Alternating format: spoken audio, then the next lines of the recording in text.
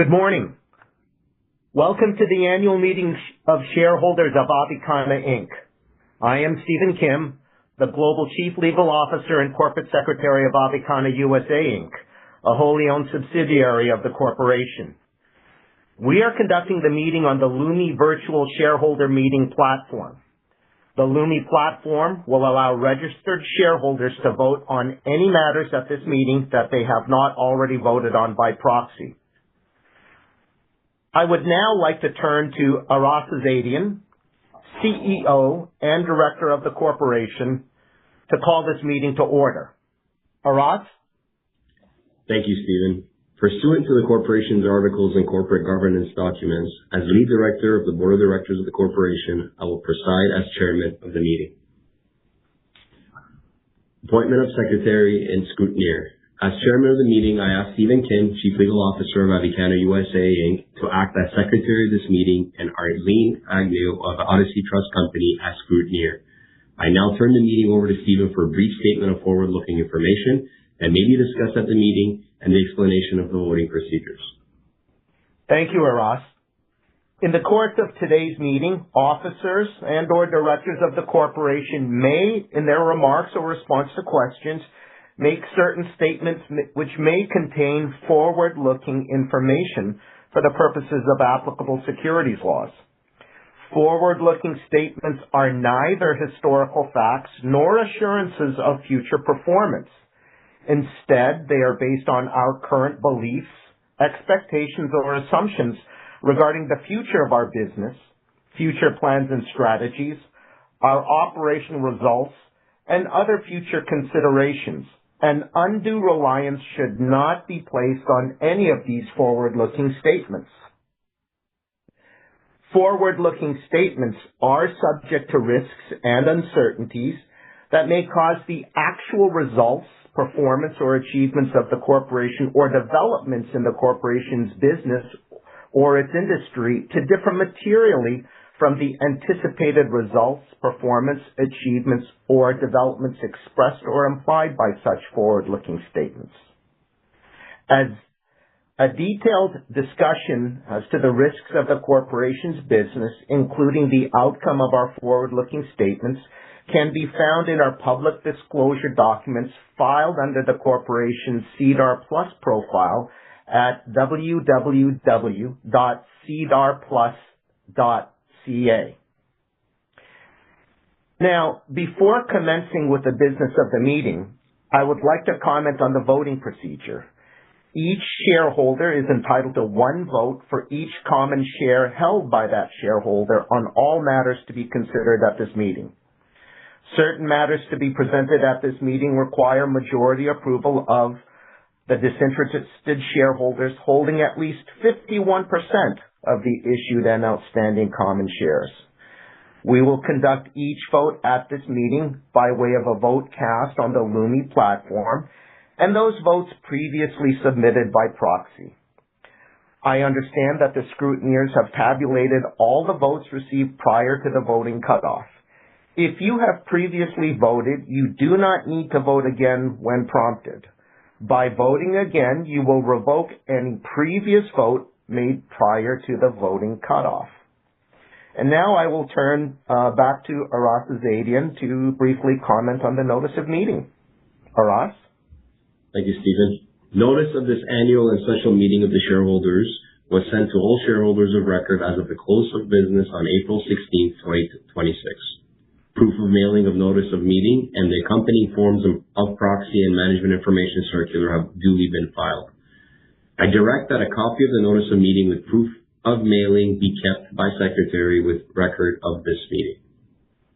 As all shareholders should have previously received a copy of this notice of the meeting, I would ask that someone move to dispense with the reading of the notice of meeting. I so move. I second the motion. All in favor? Any opposed? Motion carried. Quorum and constitution of meeting. I have received the scrutineer's interim report, and the scrutineer has advised me that the quorum is present at the meeting. I direct that the scrutineer interim report of attendance be attached to the minutes of this meeting. The scrutineer interim report shows that there are present at this virtual meeting or represented by proxy at least 54 shareholders holding at least 59,273,687 voting rights. Attached to all the issued and outstanding shares representing at least 47.12% of the outstanding common shares of the corporation. Since a quorum of shareholders is present, I declare that the meeting be duly called and properly constituted for the transaction of business. Lumi platform voting for shareholders. For those shareholders that did not vote by proxy, we will now open the voting on the Lumi voting platform for all of the resolutions detailed in the Management Information Circular prepared in connection with this meeting. Particulars of the vote cast on all matters may be obtained from the Secretary after the meeting. I direct that the scrutineer's final report on all matters be annexed to the minutes of the meeting as a schedule. Financial statements. The financial statements of the corporation for the financial years ended December 31st, 2025 and 2024, together with the report of the auditors, were delivered to shareholders who requested them, and copies are available at this meeting. It is not proposed to ask shareholders to approve the financial statements which have been placed before the meeting. Election of directors. We will now proceed with the first item for approval, election of directors. The Management Information Circular prepared in connection with the meeting sets out that at least 5 individuals have been nominated for the election of directors. The nominees are Aras Azadian, Giancarlo Davila-Char, Michael Cott, Ozgur Kilic, and Lisa McCormack. There were no other nominations by required deadline as set forth by the company's advance notice bylaws, bylaw number 2. Will someone move that these 5 directors be elected as the directors of the corporation to hold office until the next annual meeting of the shareholders or until successors are elected or appointed? I so move. I second the motion. All in favor? Any opposed? Motion carried. Appointment of auditors. The next item of business is the appointment of auditors. May I have a motion that Ramirez Jimenez International CPAs be reappointed as auditors of the corporation to hold office until the close of next annual meeting of the shareholders, and the directors be authorized to fix the auditors' remunerations? I so move. I second the motion. All in favor? Any opposed? Motion is carried. Omnibus Long-Term Incentive Plan. The next item of business set out in the Management Information Circular is approving the unallocated awards and the ratification of awards under Avicanna Inc.'s Omnibus Long-Term Incentive Plan. On June 1st, 2019, the board approved the adoption of this plan. The plan was approved by the corporation's shareholders at the special meeting of the shareholders held on June 20th, 2019. Again, on August 31st, 2022. The Toronto Stock Exchange Company Manual provides that every 3 years after the institution of the security-based compensation arrangements, which does not have a fixed maximum number of securities issued under the arrangement, all unallocated rights, options, and other entitlements under the arrangement must be approved by the majority of issuers, directors, and by the issuer's security holders. As our plan is a security-based compensation arrangement without fixed number of issuance common shares, it must be approved by majority shareholders every 3 years. I move that an ordinary resolution, the text of which is disclosed in the Management Information Circular of the corporation dated April 2, 2026, approving the unallocated awards and the ratification award under the plan and the plan be approved. I second the motion. All in favor? Any opposed? Motion carried. If there is no further business, we will now close voting on the Lumi platform, and will someone move to conclude this meeting of the shareholders of Avicanna Inc.? I so move. I second the motion. All in favor? Any opposed? Motion carried. I therefore declare the formal part of the annual meeting of the shareholders concluded. The results of the voting at this meeting will be available online on SEDAR+. We thank you for attending today and for your ongoing support of the corporation. We now turn to the corporate update portion of the meeting, where myself, Aras Azadian, Chief Executive Officer of the corporation, and Nick Hilborn, Interim Chief Financial Officer of the corporation, will provide a brief overview. And from there, we will provide a few minutes for questions. So for those of you that are not familiar with Avicanna, I imagine the shareholders are, Avicanna is a biopharmaceutical company. We operate across 4 major commercial platforms that integrates our medical cannabis product portfolio, our medical cannabis care platform, our pharmaceutical pipeline, and our active ingredients department, or under the Aria Santa Marta brand. Today, these 4 commercial business units are active in commercial stage. We have 50+ proprietary commercial products across a range of delivery mechanisms, doses, and ratios utilizing cannabinoids.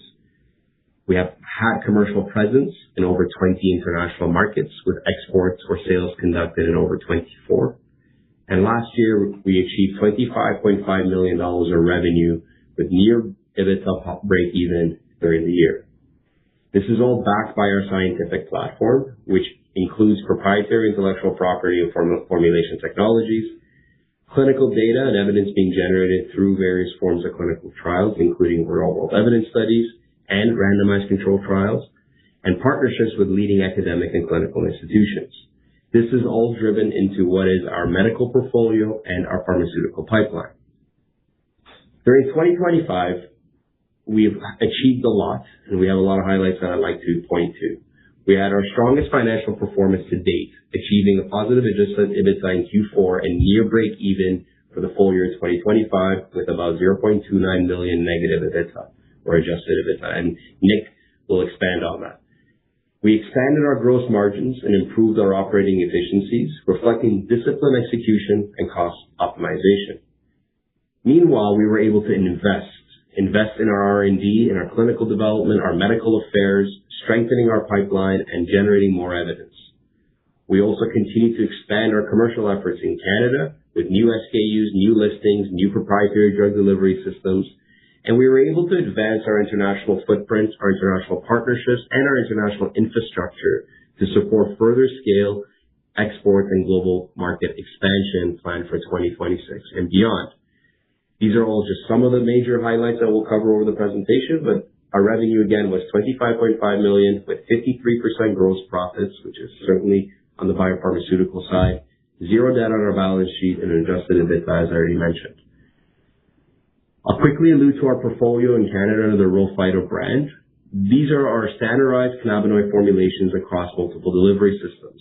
RHO Phyto is our leading flagship brand on MyMedi, but across other medical platforms as well. And these proprietary drug delivery systems are designed to enhance absorption, bioavailability, and provide targeted delivery. These products are backed and supported by preclinical, clinical, in some cases, real-world evidence data. And their matrices are complex and versatile enough to allow for CBD, CBG, THC, and CBN formulations, which we now have in various international markets. RHO Phyto is a major pillar in our Canadian commercial platform, which now has over 50 proprietary products that are in the market, over 170 commercial placements or listings, all of which is manufactured through 10 manufacturing partnerships, which is part of our asset-light model in Canada. This has resulted in us being commercial across 8 medical platforms, inclusive of MyMedi, and on MyMedi, us representing somewhere between 24 to 25% of all sales across our RHO products. This is increasing contribution to our proprietary high-margin products and to medical channel distribution expansion. We have a very exciting pipeline of products that's scheduled for release within 2026. This is a result of over 9 years of R&D, where we're going to be releasing fast-acting technologies utilizing in-fluid or QUIX technologies, using a nanoemulsion technology that the company has established, developed, and optimized. These will be resulting in nano gummies, which are fast-acting gummies, fast-acting capsules, and a number of other drug delivery systems in the form of final products that we will be introducing throughout the year. It's also important to highlight mymedi.ca, our medical platform, which still represents a major part of our revenue and a massive proof of concept in terms of what we believe is a full and comprehensive medical cannabis care platform. This includes patient support programs, onboarding, treatment planning. This includes physician engagement and education. This includes our online platform, which is product access fulfillment, and this includes insurance adjudication and reimbursement coordination. MyMedi.ca is coordinated in collaboration with NGC Canada, which is a licensed producer that holds the inventory. In terms of medical affairs, we continue to advance our discussions with the medical community and continue our efforts to incorporate cannabinoid-based medicine into standard of care, and we do so through education, training. Throughout the year, we completed a number of key opinion leader webinars that resulted in reaching over 1,000 physicians. We continue to collaborate with professional organizations such as the NPAO, the Nurse Practitioners Association of Ontario, Canadian Pain Society, and other patient advocacy groups. And we successfully hosted our 5th annual symposium at the Mars Discovery District, which included tens of physicians in terms of presentations, but hundreds of attendees. We're continuing to improve our education platform through Avicanna Academy and through various advisory boards. Our mission here is to provide education and training necessary, again, to incorporate cannabinoid-based medicine into the standard of care. In terms of clinical development, we made progress across our real-world evidence studies, the major one being led by Dr. Hans Clark at UHN. That study led into our first major publication in the Canadian Journal of Pain, which was released early this year. And it will be utilized as clinical guidelines and further evidence as we continue to advance our medical affairs efforts. Additionally, we were able to announce a pilot phase 2 randomized controlled trial, also led by Dr. Hans Clark, that is testing 2 forms of our proprietary drug delivery systems and capsules within osteoarthritic pain patients across a number of hospitals in Canada. Recruitment for the study has already commenced. Finally, we announced a phase 1 randomized controlled trial, which is being conducted with the University of Calgary, where we are actually testing similar formulations on PTSD patients. So we're continuing to make advancements and finally in a position to reinvest in R&D. Internationally, Trunerox, our first indication-specific pharmaceutical product, has now commenced its commercialization in Colombia. Trunerox is approved by INVIMA, the authorities of Colombia, for rare epileptic conditions, including Lennox-Gastaut and Dravet syndrome. Trunerox is not approved in Canada. However, Trunerox commercialization in Colombia could be set as a proof of concept for other developing markets. We are now looking at the United States as a major opportunity, given obviously the rescheduling of cannabinoid-based medicine and the progress that the U.S. government is making towards that. One soft launch that we were able to conduct through 2025, however, was the Replay CBD and CBG topicals, which is leveraging Avicanna's proprietary formulations in a collaboration with Harrington Wellness and Replay brand. We were able to improve our Santa Marta Golden Hemp operations to be able to scale the infrastructure and the quality of the products that are being produced to be able to commence export of flower.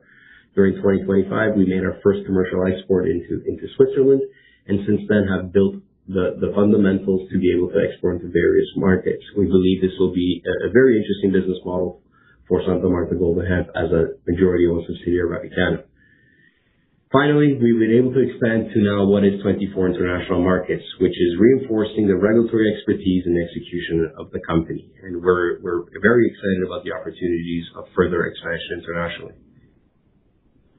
We believe we're positioned for scale through a combination of our regulatory expertise, supply chain control, commercial partnerships, and of course, our intellectual property. I'll now hand it over to Nick to provide a bit of an overview on our financial highlights. Nick? Thank you, Rat. I'm happy to provide a brief update on the financial results for 2025. While revenue was consistent year over year at $25.5 million, we were still able to achieve significant financial improvements. Avicanna earned gross profit of $13.5 million, representing a gross profit margin of 53%.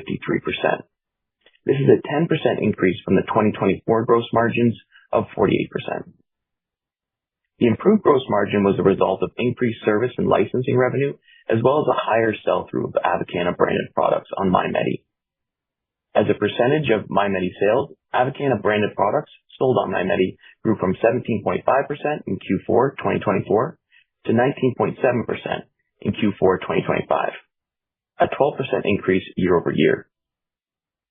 The company also continued its relentless efforts on cost control, decreasing operating expenses by $1.5 million year-over-year, representing a 9% decrease compared to 2024. We also achieved adjusted EBITDA positivity in the fourth quarter of 2025, earning $310,000. Avicanna also significantly improved adjusted EBITDA for the full year by 71%, achieving a loss of $300,000 in 2025 compared to a loss of $1 million in 2024. This improvement is a direct result of the boost in gross margin and efficiencies within operating expenses. Net loss was also reduced significantly, cut by 40% from $4.6 million in 2024 to $2.7 million in 2025.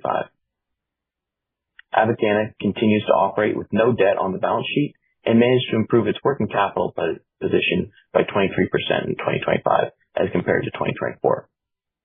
The company is on the path to funding its own operations through operating cash flow and only raised $1 million through a non-brokered private placement during 2025 as compared to $4.8 million in 2024. I will now pass it back to Ras for any closing remarks and questions. Thanks, Nick. So as we look forward into the rest of 2026, I'll categorize where we have our most level of focus and excitement. In Canada, we're very excited about further scale and improvements of MyMedi, particularly the performance of RHO Phyto and our own portfolio across MyMedi, and the expansion of our proprietary 3.0 or advanced emulsion technologies into other channels. We're excited that we will realize the value of our proprietary technology, but also the credibility that we built with the medical community. In the United States, we are now assessing various paths and also opportunities given the recent rescheduling and advancements from a regulatory perspective. We aim to achieve a multi-pronged U.S. strategy that's focused on federally permissible activities, including CBD commercialization, pharmaceutical development, strategic licensing, while preparing for further rescheduling. Internationally, beyond Canada and the United States, we expect to have continued growth across global markets through expanded commercialization of our Aureus API and raw materials, and increasing the availability of RHO Phyto formulations and products across various international markets. And then finally, from an R&D and clinical perspective, we believe that we can now further strengthen our intellectual property through new patent filings, further advancing our pipeline assets towards commercialization, and make advancements across our drug candidates and pharmaceutical pipeline through clinical development that's already in place. So very exciting 2026 ahead. We appreciate the ongoing support from our shareholders, and we appreciate the ongoing attention for those of you who joined this call. I'll open it up for a few minutes for potential questions.